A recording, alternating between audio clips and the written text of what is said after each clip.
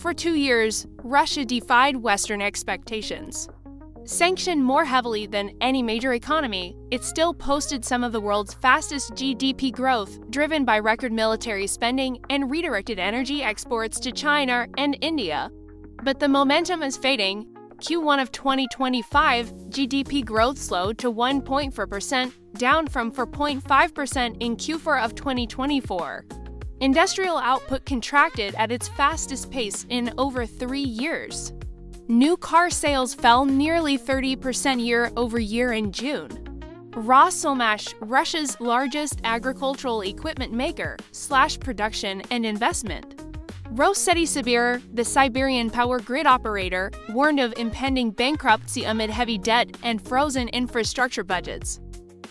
Military and security spending now account for roughly 40% of Russia's federal budget, the highest since the Soviet era, and more than 6% of GDP, nearly twice the U.S. defense burden.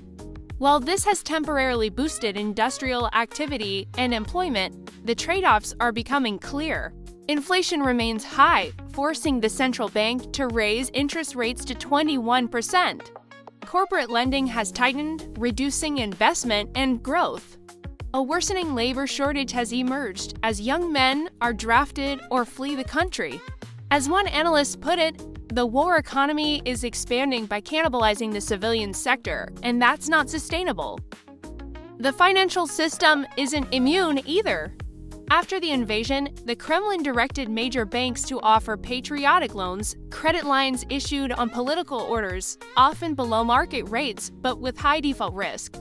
With benchmark interest rates now at 21%, many borrowers are struggling to repay.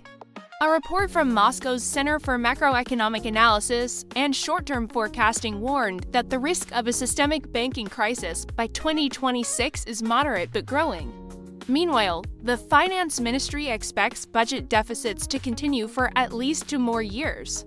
Worse still, energy revenues in June hit their lowest level since January 2023, an ominous sign for a petrostate that still relies on oil and gas for about 1/3 of government income. Despite deteriorating fundamentals, Putin has publicly dismissed concerns. Quoting Mark Twain, he said that rumors of Russia's economic demise are greatly exaggerated. Still, he has privately warned his cabinet that recession or stagflation must not be allowed under any circumstances, a rare acknowledgement of the risks ahead.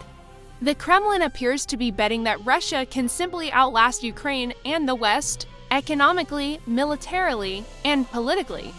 The battlefield remains undecided, but the economy behind Russia's missile strikes is beginning to slow, strain, and crack. The real question now is, how long can Russia's war economy hold the line when oil can no longer buy it time?